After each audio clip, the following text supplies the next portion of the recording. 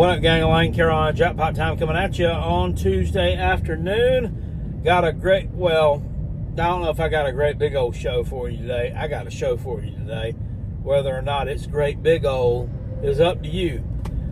How's everybody doing today? So it's come out today that Clemson and Notre Dame have agreed to play each other 12 consecutive games from 2027 through the 2038 season.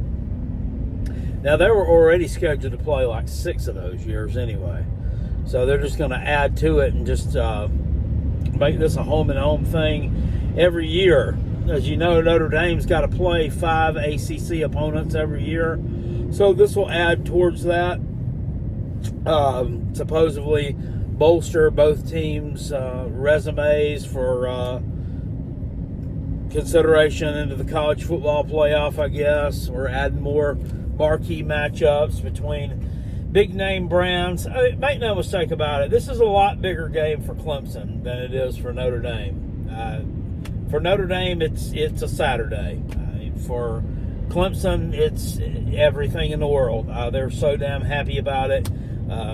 It's like the Hogs just got slopped. You know what I'm saying? They are just elated that they're getting to play Notre Dame every year, and those folks are going to be down here. So I expect when they start scheduling this, the years that the Taters play South Carolina at home, they'll play Notre Dame on the road and flip-flop that around, because probably don't want both those big games there at the same time and then have to play both of them on the road the next year and not get any revenue from that in terms of a home game. But this will be, it'll do big TV ratings. It'll help Notre Dame in terms of having a quality win on their resume, assuming that they win it, and assuming that Clemson is quality. Those are a lot of assumptions there. No, I mean, Clemson will probably be pretty decent, so that should help them out as far as getting themselves into the college football playoff in an at-large situation, which tells me Notre Dame doesn't plan on joining a conference anytime soon. They've already pretty much come out and said that they plan on staying independent for the foreseeable future, so that doesn't surprise me. In terms of how this TV money will be split up there, I mean, I have no idea. Somebody could research that. And Clemson versus Notre Dame, 12 years. But I'm interested to find out how this is going. If they're going to play the Gamecocks every year.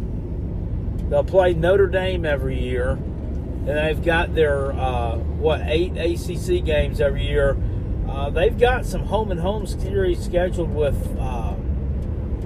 I know they've got one scheduled with Georgia coming up soon, and they've got someone scheduled with somebody else.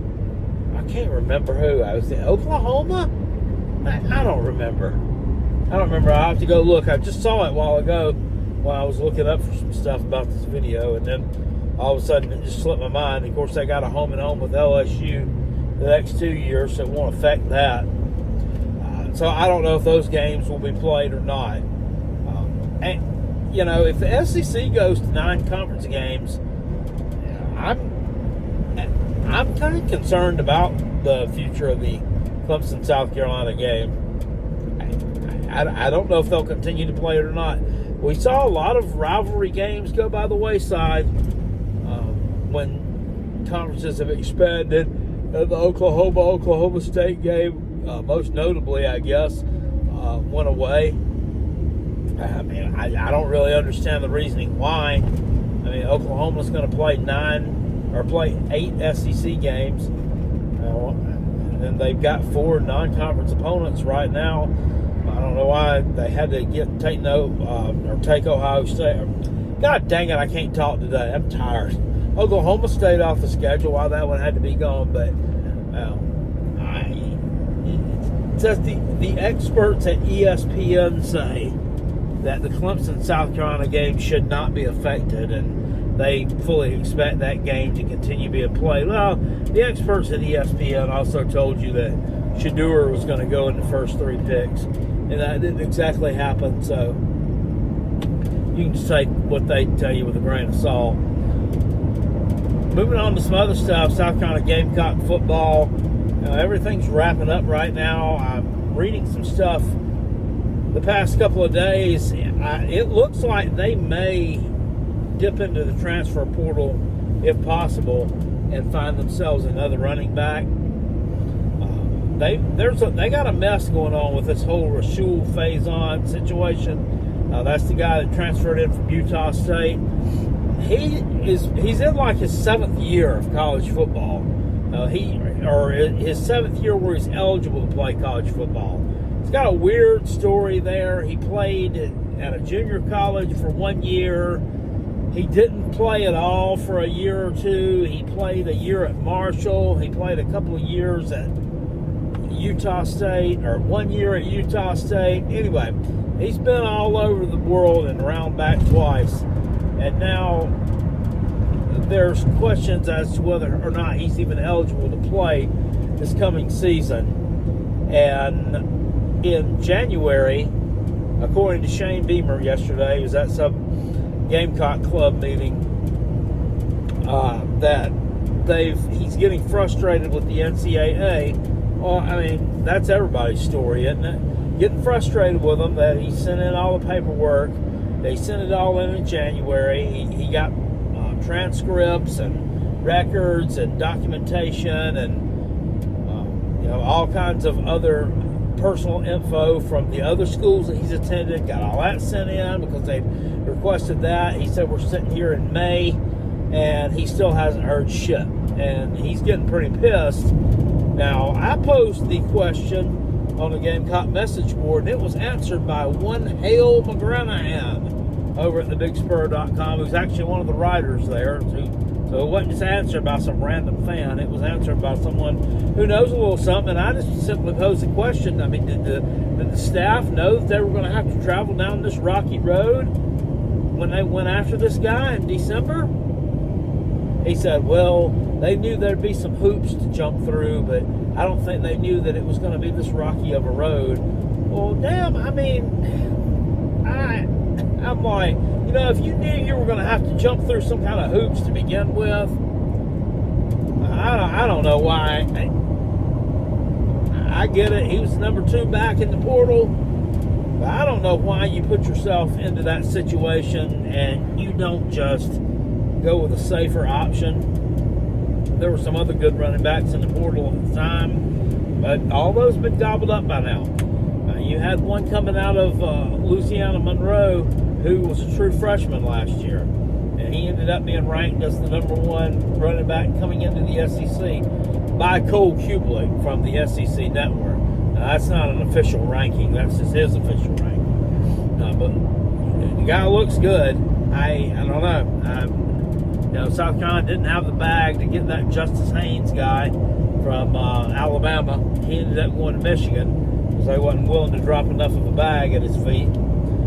So now we're sitting here stuck with a guy that's probably going to be pretty damn good if he gets to play. But it's really all up in the air that he gets to play. I mean, Beaver can't just be calling the NCAA and badgering them and pissing the people off.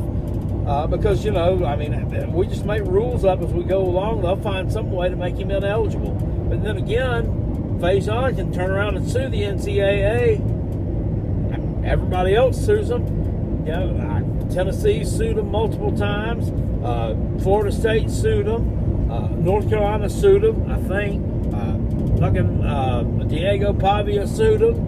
And they're all winning. They're all winning their cases. So South Carolina could win their case as well, or Rashul could win their case if he decides to go forward like that, if that's what indeed happens. Kind of a sticky situation there to be in. Don't really know why they got themselves into it. I don't think they did their due diligence when they were recruiting this guy, but there's so much fuckery going on right now.